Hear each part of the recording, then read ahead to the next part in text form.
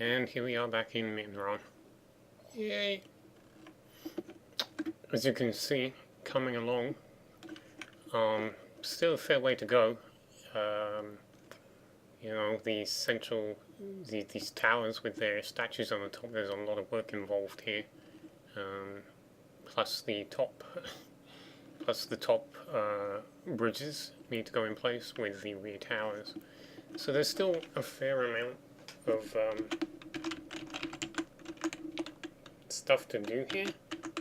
In fact, actually, the underground portion hasn't even been started, although I will probably keep that very light. I'm not going to go crazy digging down, not on top of what I've already done. Having said that, you know, actually no, that's fairly fair. The first necropolis I did has no underground component. It's just a very big tower with some surrounding additional buildings, which is an idea I've had as well. So it doesn't necessarily mean it will go down. But there are there's some work in place for it. This is the remains of the water and the lake that this building is sat in the middle of. Yeah, so that's come along. It's come along nicely. It's taken a lot of tweaking to get these statues done. These are not just ordinary straight up statues, standing statues like I normally would build. They curve outwards. I have done something similar to this before, but not enough times to have a clear idea about how it's supposed to work and how they connect together. So it's been a headache. Also working out whether the towers will extend up behind them. The original build for the man had his head back here, so he really cut into the tower and it kind of made it look very pointless. So at the moment that is a question that's still up in the air, but I do still have a lot to do before I really need to answer that. So that has been, that's on hold.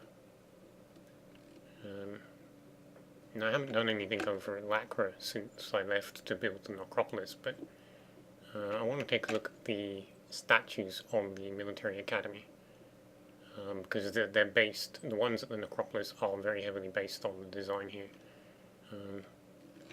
In fact, I'm actually partly still uncertain about whether I really want to put in these pole axes.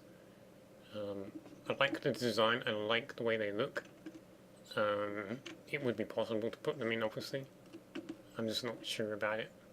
And as you can see, this is very heavily based.